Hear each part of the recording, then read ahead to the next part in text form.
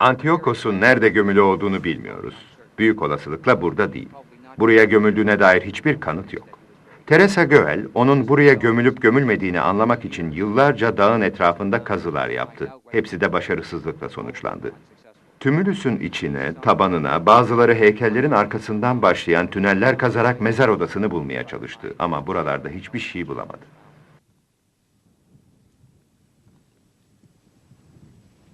1989'da en son yapılan kazının başkanı Doktor Sencer Şahin ve ekibi, dağın etrafında jeofizik testleri yaparak mezar odasını bulmaya çalıştı.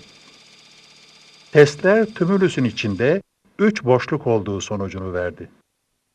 Araştırmacılar bu boşlukların iki terastaki iki Zeus heykelini birleştirdiği kabul edilen Zeus ekseni üzerinde olduğuna inanıyorlar.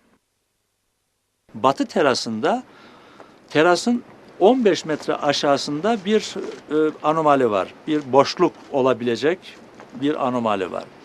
Ve kaya çekirdeğin en tepe noktasında da bir başka anomali var. O tepe noktasındaki anomalinin gerçek Antiyokos'un mezar odası olması, hemen onun altındaki anomalinin ise bir sarnıç olması ihtimali var. Bu boşlukların tam olarak ne olduğu ancak ileride yapılacak testlerle ortaya çıkarılabilir.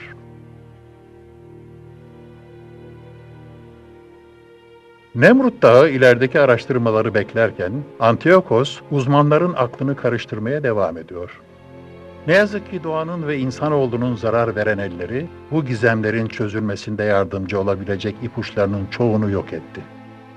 Eskiden iki terası da süsleyen 70'ten fazla kabartma, aslan horoskopunun 100 kısmı ve heykellerin arkasındaki yazıtların en önemli kısımları yok olmuş durumda. Yıllar boyunca mezar hırsızları ve Antiyokos'un mezarını arayan arkeologlar yüzünden tapınağın büyük bir kısmı zarar görmüş. Eğer burada Antiyokos'un mezarını aramak için daha fazla kazı yapılacaksa hem tümülüs hem de heykeller büyük ölçüde onarılamayacak zararlar görebilir. Çünkü tümülüs çoktan kaymaya başladı bile. Eğer bir mezar odası varsa bu mezar odasını bulabilmenin tek yolu tümülüsün içine doğru kazı yapmak. Ama tümülüs çok hassas. Bu nedenle burada kazı yapmak anıtın sonu olur. There is nothing in the world comparable. Dünyada buranın bir eşi yok. Ne doğuda ne de batıda benzerini bulamazsınız. Burasıyla kıyaslanabilecek hiçbir yer yok. Heykeller bulursunuz, tümülüsler bulursunuz, piramitler bulursunuz. Ama dağların çevrelediği bir yerde devasa bir tümülüsün etrafında devasa heykeller bulamazsınız. Bu anıtı geçmişten bir miras olarak kabul edelim. Onu elimizden geldiği kadar korumalı ve böyle kalmasını sağlamalıyız. Heykellerin restorasyonuyla uğraşın. Tümülüsü rahat bırakın. Gerçeğe uygun olmayan düşüncelerden mümkün olduğu kadar uzak kalarak anıtı bulunduğu şekliyle korumaya çalışmalıyız. Antiyokos'ta davetsiz misafirlerini kutsal mezar topraklarını rahatsız etmemeleri konusunda uyarıyor.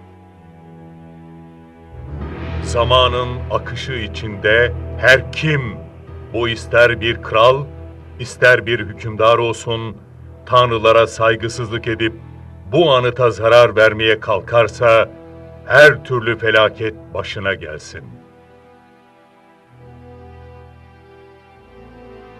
Antiyokos'un mezarını bulma ve gizemleri çözme çabaları tartışmalı bir şekilde devam ediyor.